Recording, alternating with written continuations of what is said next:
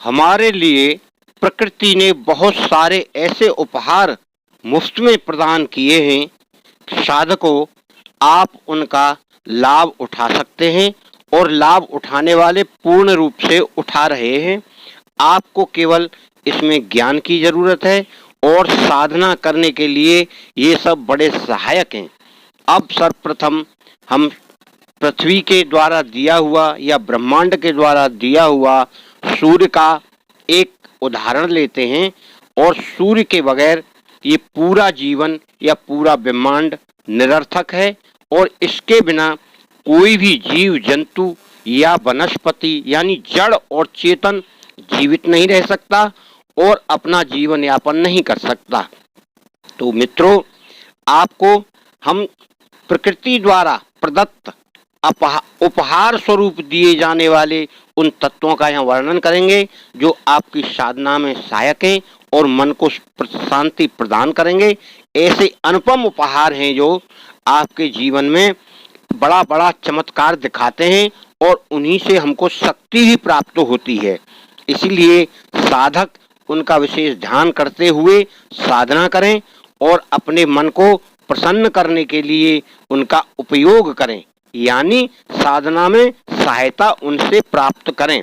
बाहरी आडंबर या बाहरी साधनों का उपयोग न करते हुए प्रकृति के साधनों का उपयोग ज्यादा सिद्ध होगा। सर्वप्रथम सूर्य है। हम सूर्य उपासना कर सकते हैं जिसमें कोई साधन की अन्य की जरूरत नहीं है। सूर्य की तरफ मुंह करके आप बैठें, सूर्य का मंत्र जाप करें और सूर्य की साधना करें। नियम, यम और वही जो हमने बता चुके हैं पहले, वही सब में लगाना है। क्योंकि कोई भी साधना करें तो उन नियमों को ही करते हुए साधना करेंगे। सूर्य देव से ही सारी शक्ति प्राप्त होती है, चाहे गायत्री माता हो चाहे कोई भी देव हो। क्यों कि ब्रह्मांड में जो सूर्य है वही एक शक्ति का स्रोत है। इस शक्ति के द्वारा ही सारी शक्तियां चालित होती हैं और सारा ब्रह्मांड चालित होता है। और भी कई इस ब्रह्मांड में शक्तियां हैं जो प्रकृति ने हमको स्वरूप में दी हैं, जिनका हम लाभ उठाएं। अब उसके बाद आपकी प्रकृति में पेड़ पौधे, मिट्टी, इस तरह के और भी तत्व हैं, पत्थर भी हैं। इस प्रकार अब दूसरा नंबर आता है हमारे जल का। जल में सारा जीवन जल से ही उत्पन्न होता है। सूर्य के बाद जल में इतनी शक्ति रहती है कि आज जल के बिना कोई जीवित नहीं रह सकता। जल का इस्तेमाल हमको हर वस्तु में करना है और हर साधना में करना है। और जल के बिना जीवन निरर्थक है, यानी जल नहीं तो कुछ नहीं। और जल भी जिसमें अगर गंगा जल हो तो अति उत्तम है। गंगा के किनारे साधक जो साधना करते हैं, यमुना के किनारे करते हैं, गंगोत्री के किनारे करते हैं, हरिद्वार करते हैं, मथुरा करते हैं, काशी करते हैं, ये सब गंगा जमुना के किनारे ही क्यों करते हैं? क्योंकि जल से हमें शक्ति प्राप्त होती है।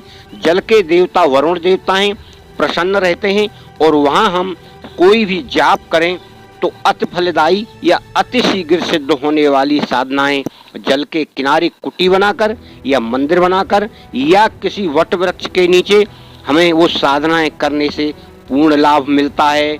और जल की शक्ति भी हमें समाहित हो जाती है। वहाँ हमें जल मिलेगा, सूर्य मिलेगा, पृथ्वी तत्व मिलेगा, वायु तत्व मिलेगा, सारे तत्व हमें उस स्थान पर उपलब्ध होंगे।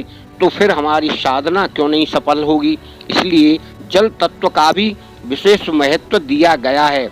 हमें जल के साथ अपनी प्राकृतिक भौगोलिक स्थिति को ध्यान में रखते हुए उन प्रकृति के द्वारा दिए हुए पेड़ पौधों का भी ध्यान रखते हुए, जंगल हैं, वट वृक्ष हैं, इनका ध्यान करते हुए ही साधना करती है, जिसमें हमें किसी ना कुटिया की जरूरत और ना किसी दूसरे साधन की जरूरत। उससे पूरी एनर्जी मिलती है हमें। क्यों कि रात को वो गैस छोड़ते हैं तो हमें गर्मी मिलती है, दिन को छाया देते हैं तो हमें छाया मिलती है। और भी तमाम पशु पक्षी आसपास घूमते हैं वृक्षों के, क्योंकि उनको वहाँ भोजन मिलता है। और मनोरंजन के लिए छाया में राहगीर भी आते हैं, शांति के लिए छाया प्राप्त करते हैं। और देवताओं का निवास भी रहता है इन वृक्षों पर। वट वृक्ष हुए, पीपल के वृक्ष हुए, ये शुभ माने गए हैं और इनमें साधना करने से, इन वृक्षों के नीचे बैठने से हमको एनर्जी प्राप्त होती है। अपनी एनर्जी के अलावा देव शक्तियाँ भी हमें सहायता करती हैं और वो भी प्रसन्न होती हैं उन वृक्षों के नीचे बैठने से। इसीलिए सारे ऋषि मुनि जो पुराने समय से किसी वट के नीचे या किसी पीपल के नीचे साधना करते आए हैं और आज भी कई ऋषि मुनि या महात्मा या भक्त लोग या साधक लोग पेड़ों के नीचे साधना करते हैं, या तो जल के किनारे करेंगे या पेड़ों के किनारे करेंगे। आप इस प्रकृति की सुंदर छटा को, अनुपम छटा को देखें, निहारें और गहराई से इसके तत्व को जानते हुए आप उनके नीचे भी साधना कर सकते हैं। इसमें कोई विपत्ति या कोई अवगुण नहीं। शुद्ध वातावरण हो, जंगल का समय हो, जंगल का मौसम हो और जंगल की स्थिति हो, तो वहाँ पर आपको अति फलदायी साधना मिलेगी। और भी अपने साधक 2, 4, 6 या भक्त लोग मिलकर ऐसी जगह का चुनाव करके साधना कर सकते हैं। शांति मिलेगी आपको निश्चित। शांति के लिए ही हमें साधना करना है, फिर ऐसी जगह का चुनाव क्यों नहीं किया जाए जहाँ स्वतः ही शांति हो। और स्वतः ही शांति थोड़ा बस्ती से दूर मिलती है। ब्रह्मांड में तो बहुत सारी चीजें हैं, तमाम प्रकार के नक्षत्र हैं, ग्रह हैं, जिनमें कुछ ऊर्जा नेगेटिव भी है और जिनमें कुछ ऊर्जा पॉजिटिव भी है, मगर हमें तो पॉजिटिव ऊर्जा को पकड़ना है। नेगेटिव ऊर्जा से हमको अशांति मिलती है। उस अशांति को दूर करने के लिए ही तो हम शांति की खोज में जगह जगह भटक रहे हैं। आज भी कितने ही लोग हमें फोन भी करते हैं और अपने द्वारा कोशिश भी करते हैं कि कोई ऐसा तरीका, कोई ऐसा उपाय मिले जिससे शांति मिले। आप साधना कोई भी करें, आप साधना कोई भी करें, नियमों का पालन करें, चाहे कृष्ण की करें चाहे राम की करें, कोई भी भक्ति में इष्ट हो सकता है। आप एक ही को ना पकड़ें, जो जिसकी साधना कर रहा है उसमें संलग्न होकर तन मन धन से अर्पण करके प्रभु के नाम से उसी को जाप करें और निश्चिंत होकर कि ये प्रभु ही सर्वोपरि हैं और यही ब्रह्मांड के नायक हैं। चाहे आप माता की कर लें, कोई सी भी माता हो सकती है इसमें। जैसे मैं गायत्री माता करता हूँ तो आप दुर्गा माता की करें तो दुर्गा माता का मंत्र पढ़ें, और दुर्गा माता के मंत्र के साथ साथ और बड़े साधक हैं आप तो दुर्गा की सप्तशती पढ़ें। आप नियम से पढ़ें, साधन लगाकर करें। नियमों का पालन करने से ही सिद्धि आपको मिलेगी और वो भी आपकी मदद करेंगी। और विष्णु भगवान का आप कर लें, जो गुरुवार को करते हैं वो विष्णु भगवान का व्रत रखें और ये पालन करें और उनके पूजन का ध्यान रोज करें और जाप करें विष्णु भगवान का, तो विष्णु भगवान भी आपको वही फल देंगे जो माता गायत्री देंगी। आपकी साधना मतलब आस्था जिसमें आप रखेंगे और संकल्प करके साधना करेंगे, वही आपको सिद्धि के दायक बन जाएंगे।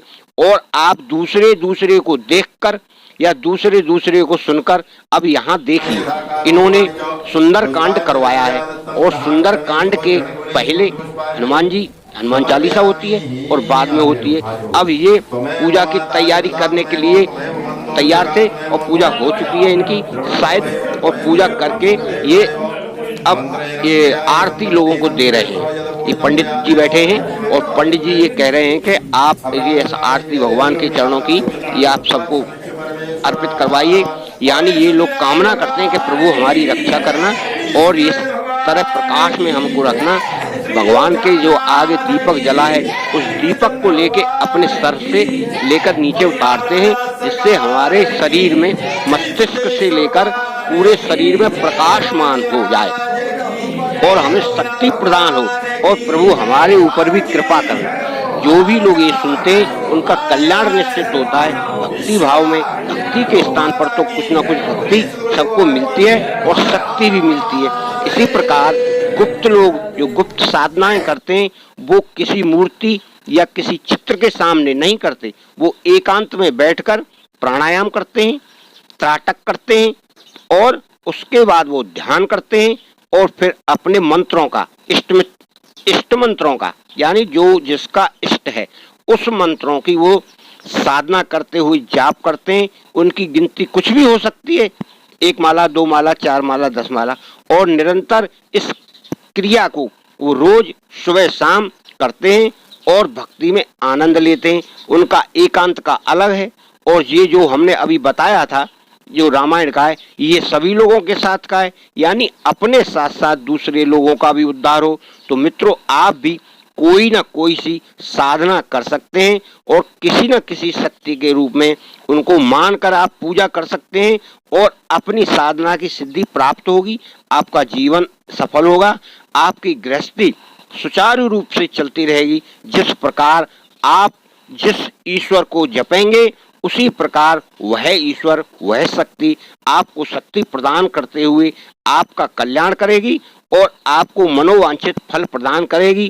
केवल तपस्या और साधना की जरूरत है, वो आपको करना है तन मन लगाकर और तटस्थ रहकर, यानी अपने नियम, वचन और साधना पर तटस्थ रहना है आस्था के साथ।